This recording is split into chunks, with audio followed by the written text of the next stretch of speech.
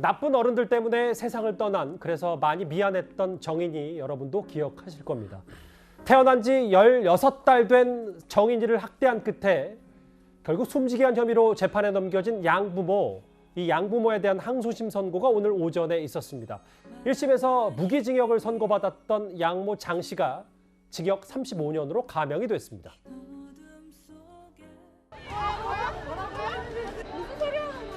35년!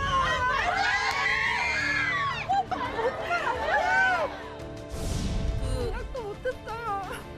무기징역 밑으로 내려갈 거라고는 생각도 못했습니다. 너무 말도 안 되는 결과에 저는 실수가 없어요. 아기가 너무 불쌍해. 너무 미안합니다. 도저히 판결을 이해할 수도 없고요. 아기를 어떻게 얼만큼 잔인하게 죽이면 무기징역이나 사형이 나올까요? 16개월의 인생도 반은 끔찍한 학대에 시달리다가 사망을 했는데 전혀 반성하는 것도 없이 무조건 지금 부인하고 있는데도 불구하고 35년형을 줬다는 것은 아마 국민적으로 납득하기가 힘들 겁니다. 감형 납득하기 힘들다. 법원 밖에서 저런 고성들이 터져 나왔습니다. 이현정 의원. 네. 1심은 무기징역이었는데 2심이 징역 35년으로 감형이 됐다. 재판부가 어떤 판단 때문이었습니까? 일단 지금 35년으로 감형하는데 7가지 이유를 들었어요. 그 핵심적인 이유가 뭐냐면 첫 번째로 이게 우발적 살인은 아니다고 이야기하면서도 또 계획적인 살인은 아니었다라고 이야기를 하고 있습니다. 또 이동 과정에서, 즉 응급차를 가지고 이동 과정에서 CPR, 그러니까 심폐소생술이죠. 그걸 이제 했다라는 거를 어떤 감형의 사유 등등으로 들었어요. 예. 저는 모르겠습니다. 이게 좀 이해할 수 없는 게 뭐냐 하면, 그러면 아니 계획적인 살인 자체가 아니라 우발적인 범죄가 아니라 그러면서 계획적인 살인도 아니다. 그럼 그 중간 지점이다. 이게 과연 감형이 될 사유인가요? 지금 보시면 알겠지만 이 정인이 같은 경우에 18개월 동안 지속적으로 학대를 당했습니다. 자, 그럼 그런 상황에서 과연 이게 계획이 안 됐다라고 이야기를 할 수가 있는 것인지, 오늘 재판 나온 많은 분들이 이거에 대해서 이제 분노를 한 것인데요. 의도적으로 아기를 예를 들어서 그 유폐하고 아기를 폭행을 하고 하는 것 자체를 이게 계획이 없었다. 그럼 도대체 어떤 계획을 이야기를 하는 건가요? 내가 이 아기를 갖다가 살인하겠다라는 그런 명시적인 어떤 뭔가 문서나 뭔가 말이 있어야 이게 지금 계획적인 것인지, 아니면 저 18개월 동안 행동 자체를 과연 계획이 없었고 우발적 범죄도 아니다. 그 중간점에 뭐다? 전 도대체 이런 판결 자체가, 물론 뭐 판결에 대해서는 가급적이게 이의를 제기 안 합니다만은, 예. 저는 이 항소심 판결의 이유 자체가 잘 납득이 되지 않습니다. 양모 측 주장은 학대 사실은 인정한다. 그런데 살해 고의는 없었다. 심폐소생술 때문에 복부에 남은 충격이다. 글쎄, 미필적 고의로나마 살인 고의가 있었다고 판단한다라는 게 재판부의 생각인데요. 소 국장님. 네. 물론 뭐 국민 감정, 도덕적 판단과 법적 판단은 다를 수 있겠습니다만, 글쎄요, 뭐 여러 납득 안 되는 부분들이 있다라고 하면 대법원에서 또 판결이 어떻게 될지 그것도 좀 저희가 주목을 해봐야 되겠네요.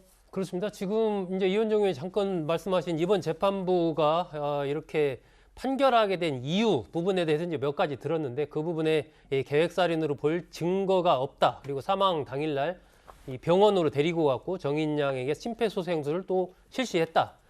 그리고 양모 장 씨가 뭐 이 분노 조절 이런 걸 잘 못하는 심리적 특성이 있고 현재 후회를 또 하고 있고 다른 처벌 전력도 없다. 그리고 여러 가지 사회적인 뭐 체계까지도 얘기를 하면서 이렇게 징역 35년으로 감형을 했는데, 결국 저 부분에 대한 판단, 특히 첫 번째 이 계획살인으로 볼 만한 증거가 없다라는 저 부분과 이 두 번째 심폐소생술 실시한 저런 부분들을 이번 재판부는 상당히 이제 뭔가 이 무기징역까지 할 수 있는 그런 좀 객관적 사실이라고 보기 어렵다라고 판단을 했는데, 저 부분에 대해서 대법원에서 다른 판단을 내릴 가능성도 좀 있는 것이거든요.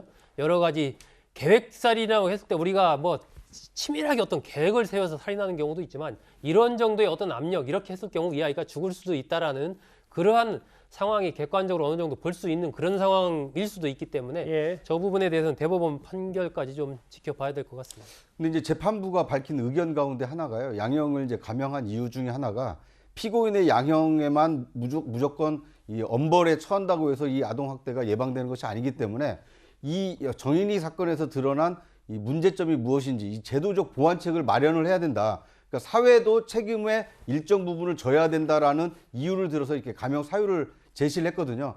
그러니까 감형 자체에 대해서는 찬반 논란이 있을 수 있지만 정인이 사건을 통해서 우리 사회가 아동학대를 예방하기 위해서 어떤 법적 제도적 장치가 필요한가 이것으로 좀 논의가 확대될 필요가 있지 않나 하는 생각도 듭니다. 근데 그게 사실은 모순됩니다. 그렇다면 오히려 더 엄중하게 죄를 처벌해서 사회적으로 충격을 주고 해야 되는데 감형을 하면서 그걸 논의했다는 것 자체가 앞뒤가 잘 안 맞다는 생각이 들거든요. 이 자리에서도 갑론을박이 있는 거 보니 글쎄요. 앞으로 정인이 사건에 대한 2심 혹은 대법원 판단까지도 여러 말들이 나올 것 같습니다. 정인이 사건까지는 여기서 만나봤습니다. 다음 주에 넘어가기 전에 지금까지 들어온 여러분들의 목소리를 만나볼 차례입니다. 첫 번째 댓글입니다. 홍준표 의원은 54년생, 문 대통령은 53년생. 그런데 과거에 문 대통령에게 버릇없다 했다. 이 말을 좀 지적하신 분이 있고요. 예. 이재명 변호사 변호는 잘하나 봐요. 저 사건의 사형을 면하다니 라는 지적을 해주셨습니다. 예. 변호했다고 문제 삼는 게 아니고 문제를 축소시키려고 하니까 비판하는 거죠. 라는 의견을 주셨고요. 이재명 후보 말씀하신 것 같습니다. 앞으로 친척 관리는 욕설로 하나요? 마지막 댓글도 보겠습니다. 오합지졸 외인구단 김성태를 끌어들이는 한심한 국민의힘. 역시 정치권 소식이 많았습니다. 오늘도 댓글 5개 감사드립니다. 다음 주제 좀 분위기를 바꿔서요. 반가운 소식 하나를 만나보겠습니다.